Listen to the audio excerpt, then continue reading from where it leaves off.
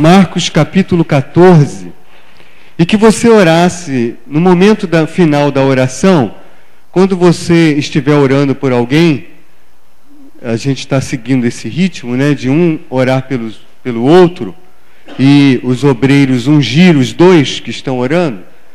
Quando você estiver orando com o seu parceiro aí de oração, lembre-se do nosso pastor. Esteja orando pela sua vida, pela sua saúde, para que ele possa já estar aqui no domingo, restabelecido, com a voz sem estar dentro de uma lata, falando claramente, para a gente possa ouvir tudo certinho como tem que ser.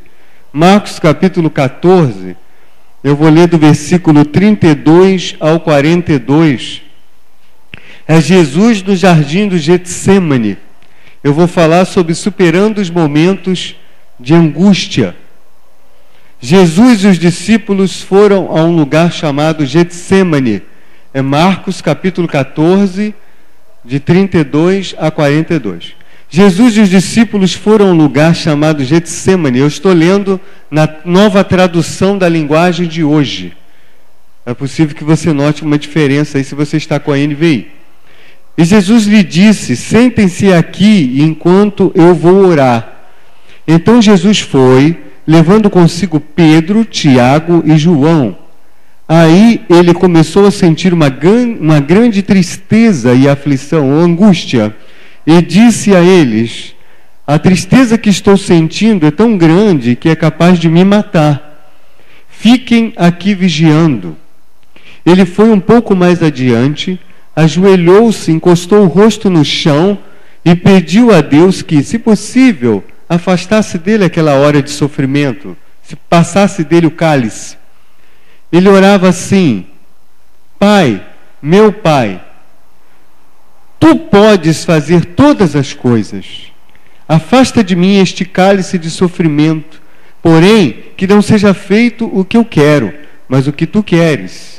Depois voltou e encontrou os 3 discípulos dormindo. Então disse a Pedro: Simão, você está dormindo?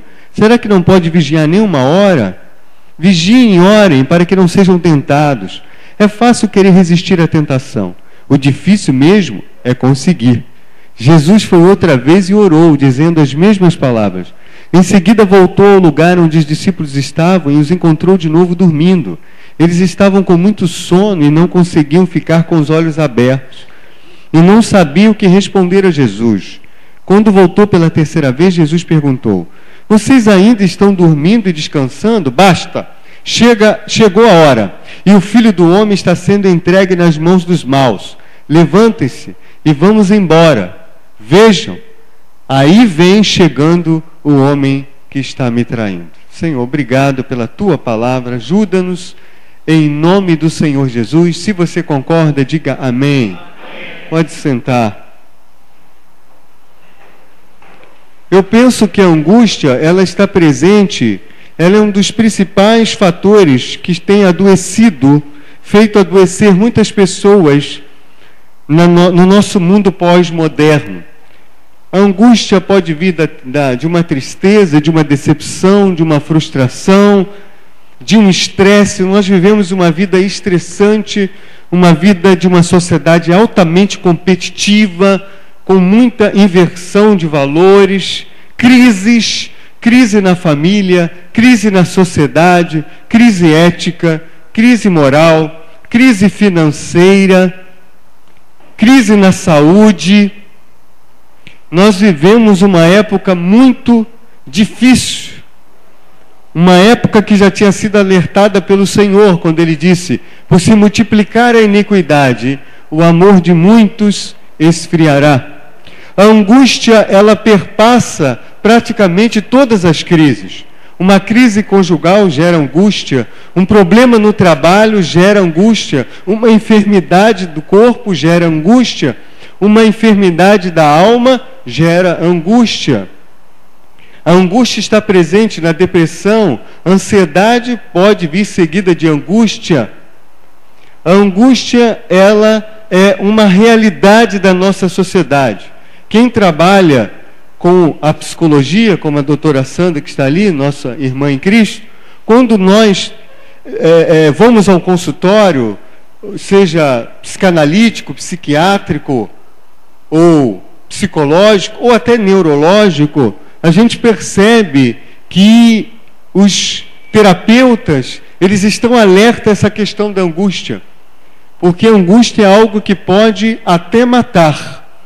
Jesus, ele disse isso aqui no texto que nós lemos: eu estou tão triste, tão angustiado, tão aflito, que parece que eu vou morrer. E outro texto correlato a esse, você vai ver que ele suou gotas de sangue. Ou seja, os vasos capilares, ou seja, da sua epiderme, da sua pele, chegaram a se romper. Tamanha era a pressão, era a angústia, era a aflição que ele carregava. Mas nós percebemos no texto que lemos que Jesus nos dá algumas pistas, algumas lições. Ele tem algumas atitudes que fizeram com que ele superasse aquele momento difícil, de angústia, onde todo o pecado do mundo estava sobre os seus ombros. Se os irmãos puderem ter a noção disso, é difícil nós termos, mas os meus pecados, os seus pecados, mas também os pecados de Hitler, os pecados de Mussolini, os pecados de Nero, os pecados do maníaco do parque, os pecados dos pedófilos, os pecados de todos da humanidade em todas as eras estavam sobre ele.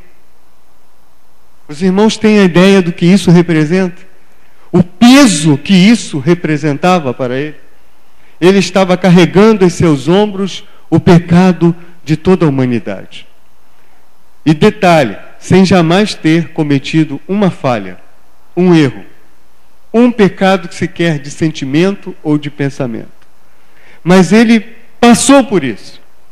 E como os discípulos de Jesus, nós entendemos, e a Bíblia nos faz entender isso: no mundo tereis aflições. Sabe o que isso nos indica? Que nós também passaremos pelo Getsemane. Não existe aqui nesta noite ninguém que não tenha que enfrentar, esteja enfrentando ou ainda enfrentará, ou já enfrentou um Getsemane.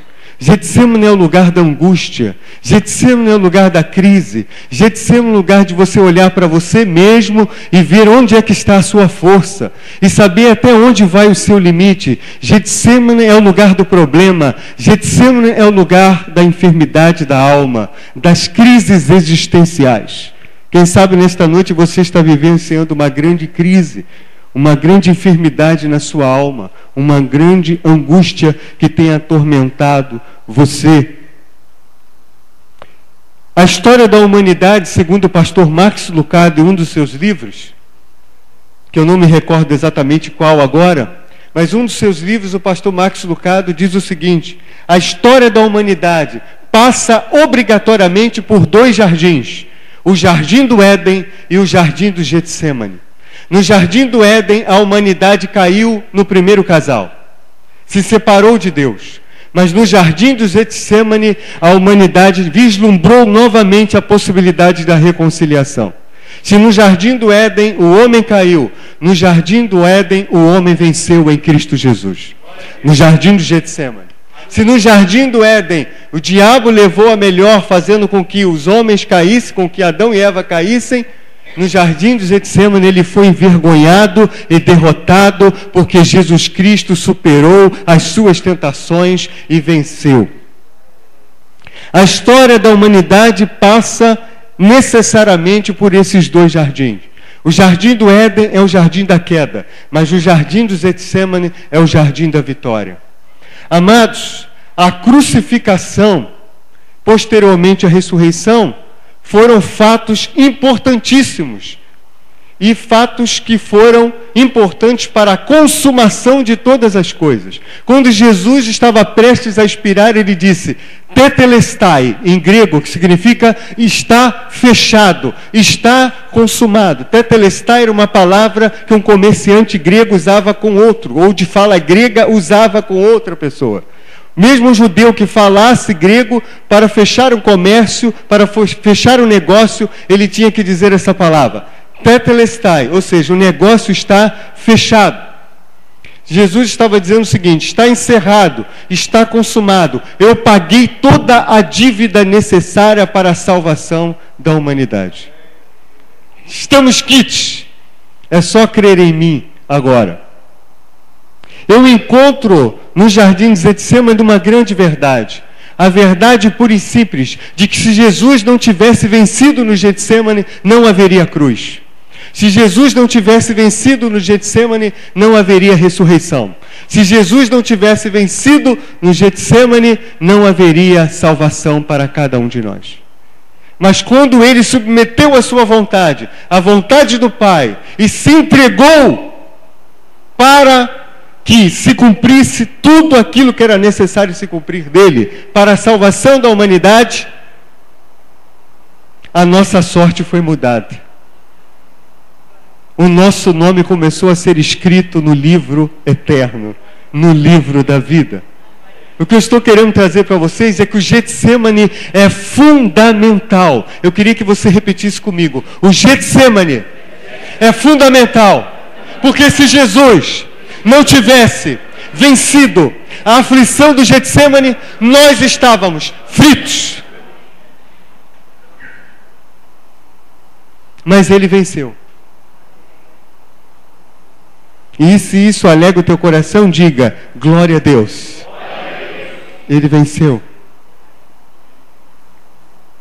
As atitudes para superarmos a angústia no texto que nós lemos. Primeira atitude. Veja o versículo 32. Jesus e os discípulos foram a um lugar chamado Getsêmani. Sabe o que significa? Jesus foi, mas os discípulos foram também.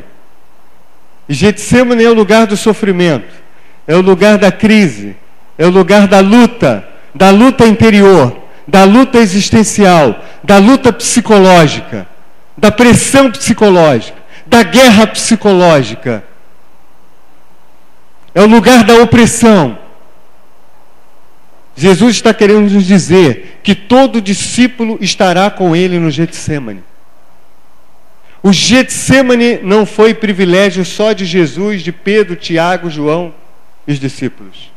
O Getsêmani também é, entre aspas, um privilégio meu e seu. Porque Jesus foi ao Getsêmani, mas ele levou os discípulos também.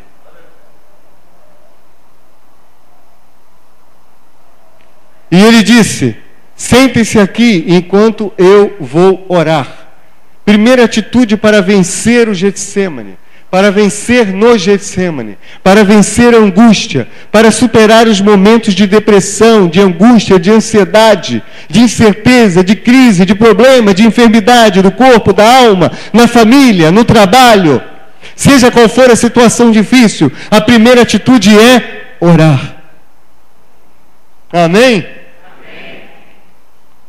Já dizia o João Ribe Palharim: ora que melhora. Você precisa orar. Diga para quem está do teu lado, e eu só vou fazer isso esta vez durante a mensagem para não incomodar você. Diga para ele: ora que a situação vai melhorar. É preciso orar. Todos nós passaremos pelo Getsêmani. A diferença é o modo como passaremos. Jesus disse para os discípulos: sentem. Eles sentaram, mas Jesus foi orar. Você tem duas maneiras de passar pelo Getsêmani: ou você passa sentado, ou você passa orando. Amém? Passar sentado significa deixar para lá, deixar os fatos te conduzirem e te levarem, descansar da maneira errada. Mas orar significa estar com o espírito pronto para enfrentar o momento da crise. Amém? Segunda atitude, versículo 33. Então Jesus foi e levou consigo Pedro, Tiago e João. E ali começou a sentir uma grande tristeza e aflição. Segunda atitude depois de orar: você não pode passar na angústia, vencer os momentos de angústia, passar o Getsêmani sozinho. Nem Jesus, sendo Filho de Deus, Todo-Poderoso, Emanuel, Deus conosco, Cordeiro de Deus, o El Shaddai, o Todo-Poderoso, o Príncipe da Paz, o Senhor dos Senhores, o Rei dos Reis, a esperança nossa, a estrela da manhã, o sol da justiça, o general dos generais, o nosso guerreiro, o leão da tribo de Judá, o mais que vencedor, o que reina para vencer, o que nunca perdeu uma batalha, mesmo ele não abriu mão da presença de outra pessoa. Pessoas precisam de Deus, mas pessoas precisam de pessoas. Este é o lema da nossa igreja, que é de relacionamentos. Não passe na angústia sozinho. Traga alguém com você, compartilhe com esta pessoa, nem que seja o seu terapeuta, nem que seja o seu pastor, o seu cônjuge, alguém da igreja que você tem confiança, um amigo mais chegado que um irmão, mas não passe sozinho. Nós precisamos passar juntos. Nós precisamos de gente nos apoiando. Nós precisamos de um ombro amigo. Um precisa do outro. Diz a Bíblia, um ao outro ajudou e ao seu companheiro disse, esforça-te. Não passe sozinho na hora da prova. Procure alguém. Terceira atitude. Versículo 34. Eu disse a eles, a tristeza que estou sentindo é tão grande que é capaz de me matar. Fica aqui vigiando. Primeira atitude, orar. Segunda, não fique sozinho. Terceira, reconheça que está passando pelos momentos de angústia. Jesus disse, a tristeza que eu estou sentindo é tremenda, pode me matar. Sabe o que eu fico admirado aqui, quando eu leio esse versículo? É que Jesus, que se mostrou o tempo todo diante dos discípulos, como aquele que tem todo o poder para vencer a morte, para ressuscitar, para curar, para andar sobre o mar, para fazer coisas tremendas. Ele não teve vergonha de dizer, estou angustiado até a morte. Ele não enganou a si mesmo. Ele reconheceu que ele estava sofrendo. Você pode não conseguir a cura se você não reconhecer que precisa da cura. Uma das mais importantes atitudes, talvez o primeiro degrau na escada da sua cura, seja o primeiro degrau, reconhecer que você está enfermo e que precisa de ajuda. Ninguém procura um médico se não reconhecer que está doente. Ninguém procura um psicólogo se não reconhecer que está doente na sua alma, nas suas emoções. Ninguém procura um pastor se não reconhecer que está doente espiritualmente. Você precisa reconhecer, se é que você está assim, passando pela crise, para poder sair dela. A cura começa com a consciência do problema. Repita comigo, a cura começa com a consciência do problema. Quarta atitude, versículo 35. E ele foi um pouco mais adiante, ajoelhou-se, encostou o rosto no chão e pediu a Deus que, se possível, afastasse dele aquela hora de sofrimento. Primeiro, orar. Segundo, não fique sozinho. Terceiro, reconheça que você está passando pela crise, pela angústia. Quarto, não deixe de ir adiante com a sua vida, mesmo passando pelos problemas. Não paralise a sua vida por causa dos problemas. Não deixe que a enfermidade, que a crise, que o problema, que a dor, que a situação difícil paralise você. Continue caminhando, continue prosseguindo, continue indo em frente. O texto diz, e Jesus foi adiante. Ele não parou, ele não ficou parado, ele prosseguiu, ele avançou. E graças a Deus que ele foi adiante, foi até a cruz e venceu a cruz e ressuscitou. Vá adiante, não fique paralisado. Não deixe que uma palavra que alguém te disse te paralise, por mais que ela tenha te magoado. Não faça isso. Peça para Jesus tratar o seu coração. Não deixe que ninguém te paralise, nem o diabo, nem qualquer outra pessoa. Mas deixe que Jesus faça você ir à frente, você seguir em frente. Só vamos adiante das três maneiras que Jesus foi. Primeiro, e Jesus foi adiante e ajoelhou-se. Ninguém vai adiante se não colocar o joelho em terra e suplicar. Segunda atitude, com o rosto no chão, humildade, humilhação. Para ir adiante na hora da crise, tem que ter joelho no chão e rosto no chão. Como diz os assembleianos, com a cara no pó, no bom sentido. Porque tem a cara no pó no mau sentido, o pozinho branco. Mas aqui é a cara no pó no bom sentido, no chão. Se eu falar isso em determinados lugares, eu pregar e falar isso, junto uma porção de gente. Onde que tem a cara no pó? Tô dentro. Onde que tem? Tô aí, tô legal, pastor. Tô na boa. Pois é. E terceiro, pedindo a Deus. Amém?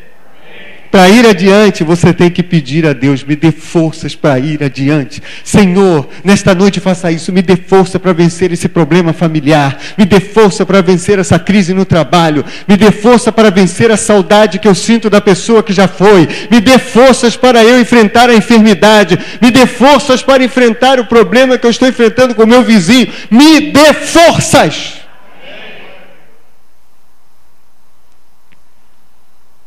Neemias disse, a alegria do Senhor é a nossa força. Quinta atitude, versículo 36. E ele orava assim, Pai meu, meu Pai, Tu podes fazer todas as coisas. Afasta de mim esse cálice de sofrimento, porém que não seja feito o que eu quero, mas o que Tu queres. Primeiro, orar. Segundo, não fique sozinho. Terceiro, reconheça que está passando pela crise, pela angústia. Quarto, não deixe de ir adiante de joelho, com o rosto no chão e pedindo a Deus. Quinto, submeta-se à vontade de Deus. Todavia, não seja feita a minha vontade, mas a tua vontade. A vontade de Deus é a melhor para nós, seja ela qual for. Reconheça como Jesus que Deus pode fazer todas as coisas, mas que você, na hora da crise, só pode fazer uma: submeter-se a Ele. Amém? Diga para Ele na hora da crise, Senhor, Tu podes todas as coisas, mas eu sou tão limitado que eu só posso uma: depender de Ti, me submeter a Ti e saber o que Tu queres com isso, qual o propósito, por que eu tenho que enfrentar isso, por que isso está acontecendo comigo, por que a minha cura ainda não chegou, por que a minha bênção ainda não veio, por que ainda a resposta ainda não chegou. Tu sabes o porquê, Tu sabes o para quê, e Tu vais me mostrar no tempo necessário. Amém? Sexta, do versículo 37 ao 41. Depois voltou e encontrou os 3 discípulos dormindo. Então disse a Pedro, Simão, você está dormindo? Será que não pode vigiar nem uma hora? Na hora da crise, não pode estar dormindo. Tem que estar orando e vigiando. Vigiem e orem para que não sejam tentados. É fácil querer resistir, mas o difícil é mesmo conseguir. Jesus foi outra vez, orou, dizendo as mesmas palavras. Em seguida voltou ao lugar onde os discípulos estavam e os encontrou de novo dormindo. Eles estavam com muito sono. Não conseguiu ficar com os olhos abertos. Na hora da crise você precisa ficar com os olhos abertos. Olho aberto. Ele não sabia o que responder a Jesus. Quando voltou pela terceira vez, Jesus perguntou, vocês ainda estão dormindo e descansando? Basta, chegou a hora e o Filho do Homem está sendo entregue nas mãos dos maus. O que eu quero dizer com esse conjunto de versículos? Em primeiro lugar, você precisa orar para vencer. Não fique sozinho. Reconheça que está passando pela crise. Não deixe de ir adiante de joelho com o rosto e pedindo a Deus. Submeta-se à vontade de Deus, porque Deus pode fazer todas as coisas, mas na hora da crise você só pode fazer uma, que é cumprir a vontade de Deus, submeter-se a ela. Sexto lugar, não perca o domínio daquilo que está acontecendo à sua volta. Jesus estava na angústia, Jesus estava no sofrimento, mas ele mesmo assim se preocupou com a atitude errada dos discípulos. Sabe o que significa? Eu estou na crise, eu estou na luta, eu vou enfrentar a cruz, vou enfrentar a dor, vou enfrentar os cravos, vou enfrentar o escárnio, vou enfrentar a zombaria, vou enfrentar os demônios rindo e zombando, vou enfrentar tudo isso. Mas tem uma coisa. eu sei que eu vou vencer. E eu não posso ficar parado pensando nisso, porque eles precisam de mim e eles estão com a atitude errada. Eles estão com a atitude errada. Eles não estão vigiando e não estão orando. Estão dormindo. Não estão de olhos abertos. Jesus não perdeu o domínio do que estava acontecendo. Tem gente que passa a crise e ela perde completamente, se envolve tanto com o problema que perde o domínio das coisas que estão acontecendo à sua volta. E aí, a dificuldade só aumenta, o problema só se agrava. Só se agrava. Porque juntamente com aquela crise vem outras. Porque ele não está sabendo administrar as situações. Aí não está vendo o filho que está se perdendo, não está vendo o outro que está fazendo coisa errada, não está vendo aquilo outro, no trabalho começa a negligenciar. Você precisa ter domínio da situação, por mais difícil que ela seja. Como eu posso isso? É Jesus quem vai te dar força para isso. Os seus irmãos em Cristo.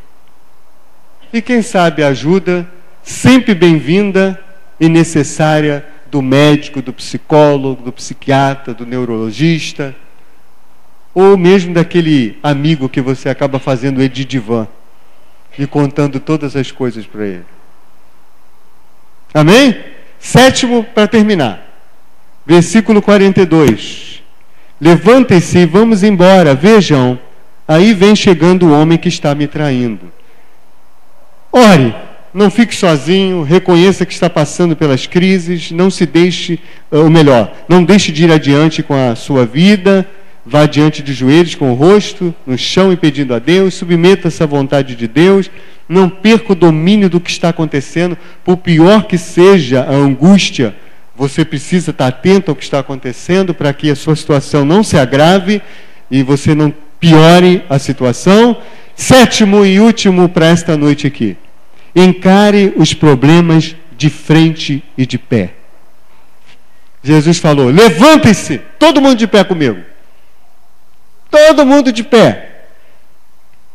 Levantem-se. Levantem-se, gente, todo mundo de pé. Todo mundo em pé.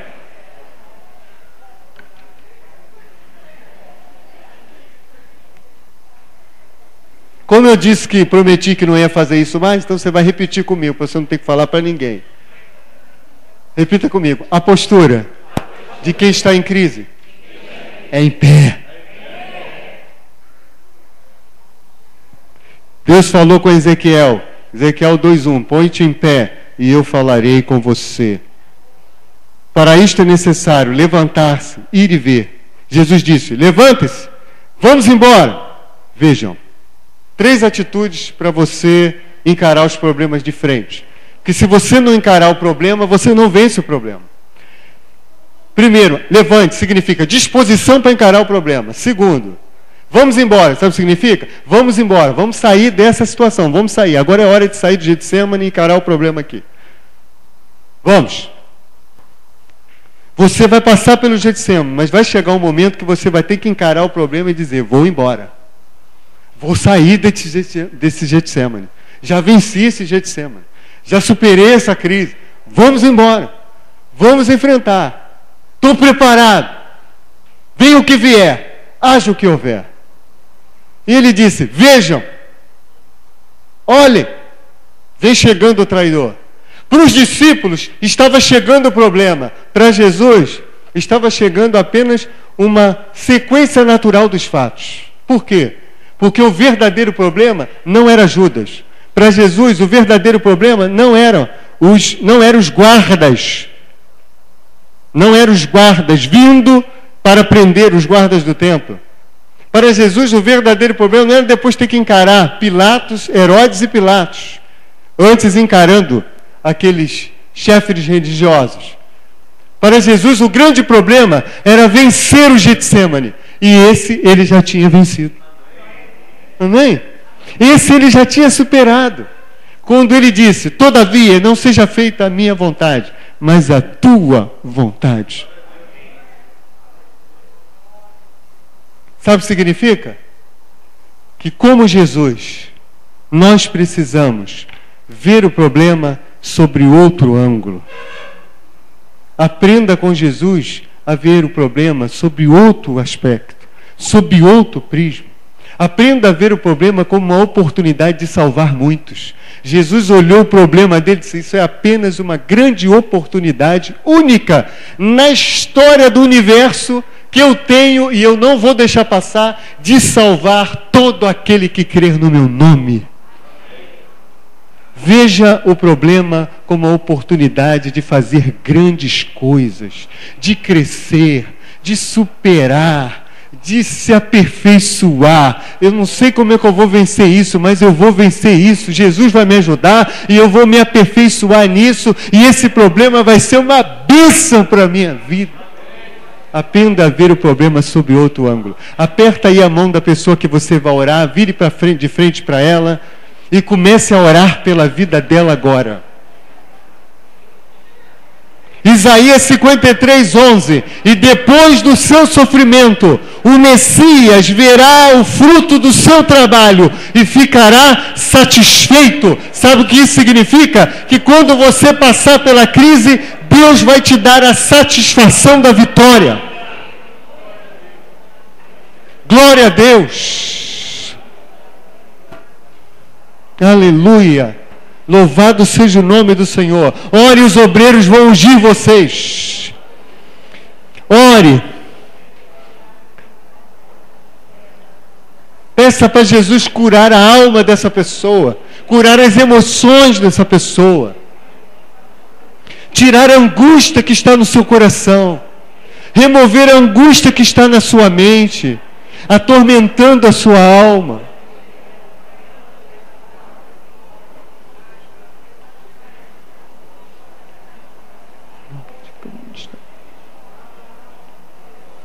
Glória a Deus. Louvado seja o nome do Senhor Jesus.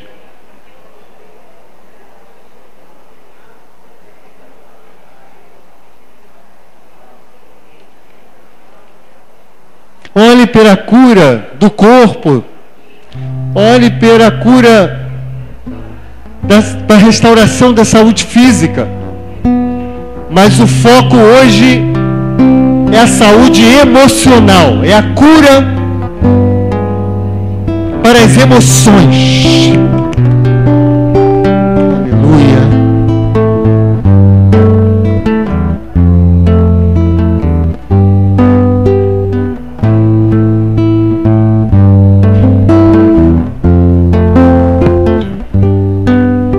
O Espírito de Deus está aqui,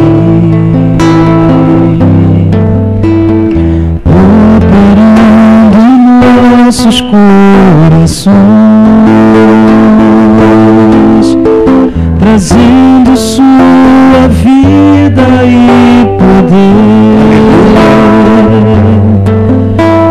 mostrando sua graça e amor. Os feridos de alma são curados, os cativos oprimidos livres são, os enfermos e doentes são sarados, pois o Espírito de Deus está aqui. O Espírito de Deus está aqui, operando em nossos corações, trazendo sua vida e poder, ministrando sua graça e amor. Cura, meu Deus. Os feridos de alma são curados, Liberta os cativos nesta noite. os cativos oprimidos livres são.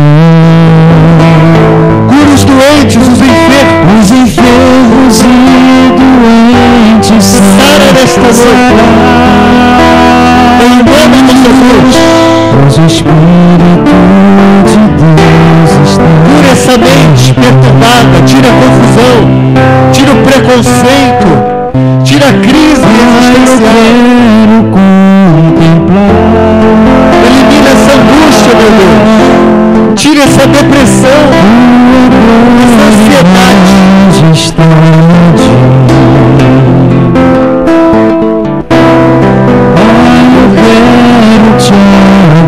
Vai tocando, Jesus. Toca nessa alma. Toca nessa mente. Tira a confusão. A confusão de mente. Tira, Jesus. Renova a crise. Renova as forças. Erga aquele que está caído.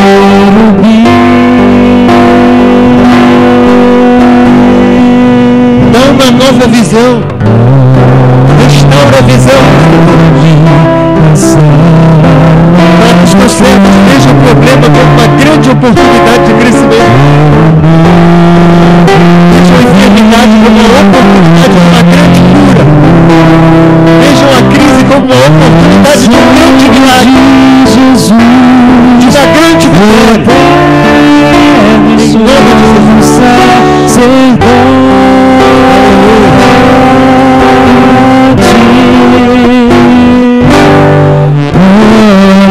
Leva-me à sala do trono pra te adorar, Senhor. Leva-me à sala do trono pra te adorar,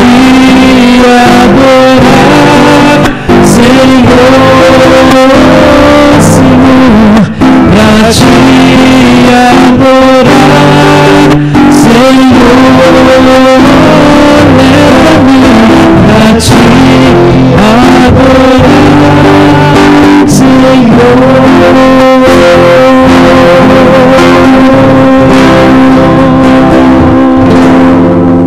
Glória a Deus. Aleluia. Graças a Deus. Louvado seja o nome do Senhor. Aleluia. Senhor, que cada pessoa que está sendo ungida possa receber a unção da restauração, a unção da bênção, a unção do milagre, da cura, a cura para a alma, cura para os traumas emocionais, cura para a angústia, cura para a depressão, cura para a síndrome do pânico. Cura, Senhor. Trata dessa mente. Põe uma mente firme. Elimina essa mente confusa, cheia de crises, cheia de preconceitos, cheia de dificuldades, ó Deus. Dá uma mente firme, como diz a Tua palavra, uma mente renovada na Tua presença, um coração puro, um espírito estável, equilibrado, como diz a Tua palavra, meu Deus. Coloca essa pessoa firme, coloca ela no prumo, coloca ela, ó Deus, no centro da Tua vontade nesta noite, em nome de Jesus. Cura a sua alma, trata dessas feridas, quem sabe, ó Deus, traumas da infância, que ainda estão ali, ó Pai, alojados nessa alma, nessa mente. Nós acreditamos no trabalho dos terapeutas, nós acreditamos, mas nós cremos também no Teu poder sobrenatural. Então vá agora, Deus, arrancando toda a raiz de amargura, vai tirando toda a depressão, toda a angústia, tira agora em nome de Jesus. Arranca esse ódio, arranca essa amargura. Isso não provém a filhos de Deus, isso não combina com servos de Deus, com discípulos de Jesus Cristo. Em nome de Jesus, trata desta noite. Nesta noite a igreja é um consultório da alma. Nesta noite a igreja é uma clínica espiritual da alma. E o principal remédio é a palavra de Deus que já foi ministrada aqui nesta noite. Aleluia. Trabalha, meu Deus. Em nome de Jesus. Coloca alívio para esse coração. Dá alívio para essa alma, Jesus. Essa alma que anda aprisionada. Liberta nesta noite, em nome de Jesus. Liberta essa mente, em nome de Jesus. Dá uma mente renovada na tua presença. Em nome de Jesus. Renova as forças, ó Pai, para a caminhada da vida cristã. Sacerdote,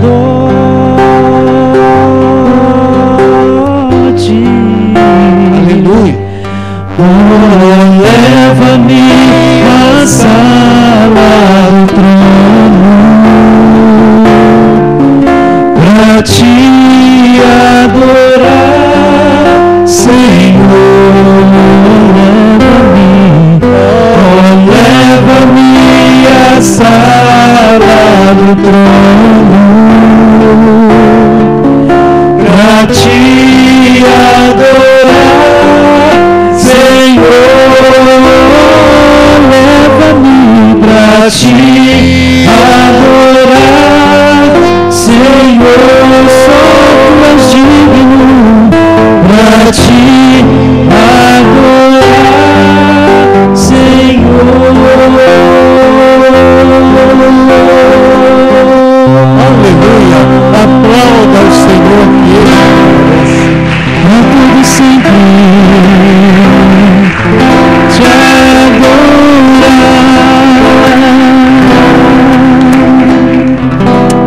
Amém. Graças a Deus. 2 minutos para as 9 horas. E nós estamos encerrando o culto desta noite. Quem foi abençoado? Graças a Deus. Senhor, muito obrigado. Nós te agradecemos. Que possamos deixar essa palavra aí trabalhando em nós. Até domingo, quando estaremos aqui recebendo novas mensagens.